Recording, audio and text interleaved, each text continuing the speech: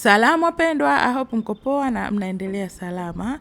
Karibu jikoni tuandae hii lemon cake. Kwa kweli ni nzuri mno. Na hapa mimi nimetumia ndimu, lime, sijatumia malimao, ila kama unatumia malimao pia ni vizuri.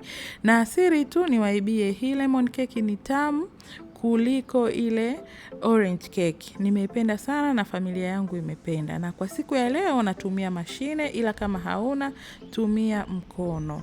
Utaweka sukari kikombe kimoja, utaweka lime zest vijiko viwili tablespoon, utaongeza siagi nusu kikombe. Na kisha utaweka mafuta kupikia kwa kutumia tablespoon hizo, utaweka 2.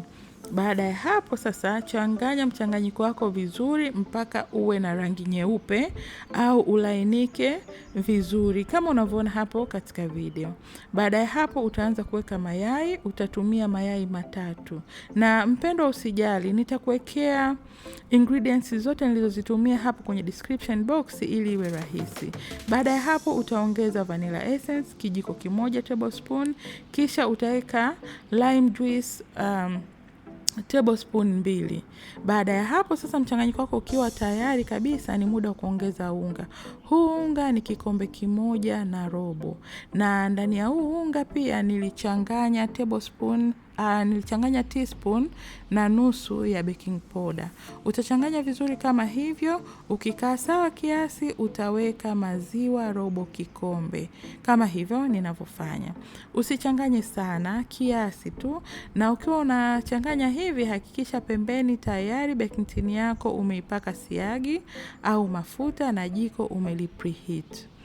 Basi utaweka mchanganyiko wako kama hivyo kwenye baking tin na baada ya hapo utatoa upepo katika keki yako, zile bubbles zitoke ili iweze kuiva vizuri. Kisha utabeki kwa moto wa 170 kwa dakika 45 hadi 50 au hadi utakapochomeka kijiti kitoke kisafi kama unavyoona hapo.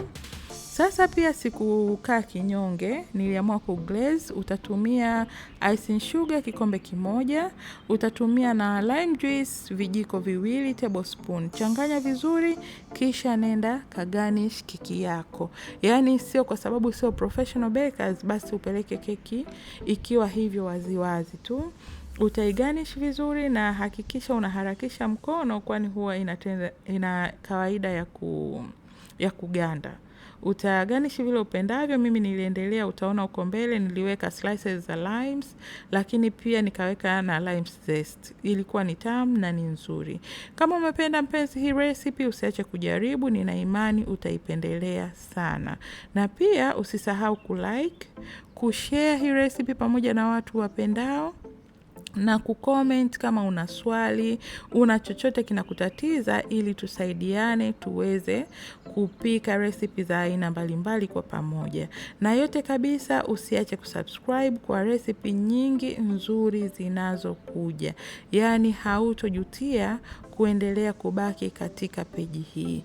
Kwani hatuishi kinyonge, ni lazima majiko yetu yapendeze, yavutie na tuwe na recipe za aina mbalimbali. Kama unavyoona hapo hiyo keki, ndani ni laini sana, ina rangi nzuri, iko fluffy na testi yake usiweze kuhadisiwa. Embu ingia jikoni na fanya hichi kitu. Nina imani hautojutia. Hadi wakati mwingine, ninawapenda sana. Shukran.